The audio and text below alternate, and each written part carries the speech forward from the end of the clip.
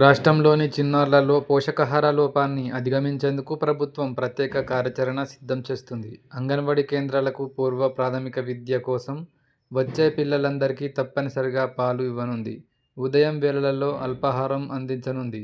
అంగన్వాడీలలోని 3-6 ఏండ్ల వయసు పిల్లలకు ఇప్పటిదాకా ఒక పూట అన్నం పెడుతున్నారు. రోజుకో గుడ్డు ఇస్తున్నారు. ఇప్పుడు వీరికి అదనంగా 100 మిల్లీలీటర్ల పాలు, ఉదయం అల్పాహారం కూడా ఇవ్వాలని అధికారులు ప్రణాళిక రూపొందిస్తున్నారు. జాతీయ స్థాయిలో పోల్చితే రాష్ట్రంలోని చిన్నారులు ఎత్తుకు తగిన బరువు, వయసుకు తగిన ఎత్తు, బరువు సరిగ్గా లేనట్లు సర్వేలో వెల్లడైంది.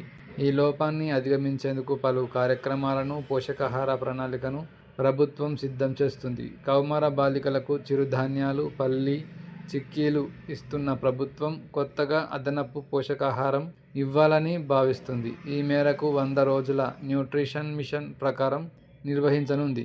వైద్య ఆరోగ్య, విద్య, గ్రామీణ పేదరిక నిర్మూలన సంస్థ, పంచాయతీరాజ్, ఎస్సీ ఎస్టీ సంక్షేమ శాఖలు, పౌర సరఫరాలు, ప్రజా సంబంధాల శాఖలను సమన్వయం చేసుకుంటూ శిశు సంక్షేమ శాఖ ముందుకు వెళ్లనుంది.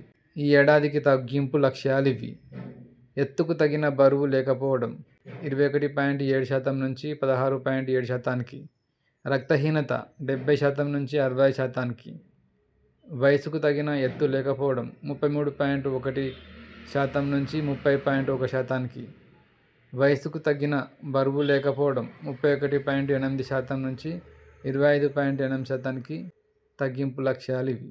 ఎస్వి ఛానల్ను లైక్ చేయండి, షేర్ చేయండి, సబ్స్క్రైబ్ చేయండి.